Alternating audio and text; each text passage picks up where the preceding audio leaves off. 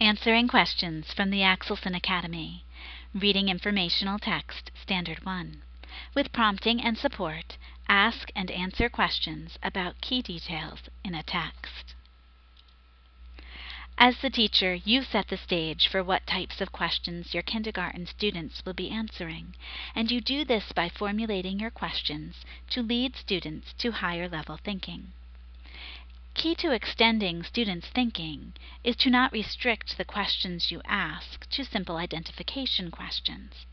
These are questions that you could just point to the answer in the text. Frequently one-word answers. Where does the story take place? What is this article about? Try asking students to compare or contrast two things in the text. Or have students make a judgment. From this text, do you think a dog would be a good pet? And why do you say that? The Common Core emphasizes text-dependent questions. These are questions that require the student to return to the text for supporting evidence. We want students to become comfortable using the text to support their answers as soon as possible. This means that the teacher needs to give thoughtful consideration to the questions being asked. In the past, many teachers have directly taught their students to make text-to-self, text-to-text, and text-to-world connections. The Common Core moves away from this practice.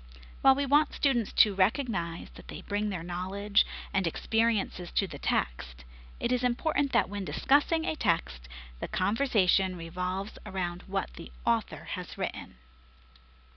Finally, have students extend their understanding of the text by inferring information. This requires a deeper reading into the text.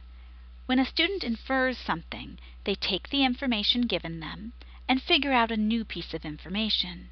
For example, if the main character helped the lost dog get home safely, you could infer she is a caring person, or you could infer she likes dogs. Look at the analyzing, evaluating, and creating levels of the revised Bloom's taxonomy as you formulate your questions. This has been Answering Questions from the Axelson Academy.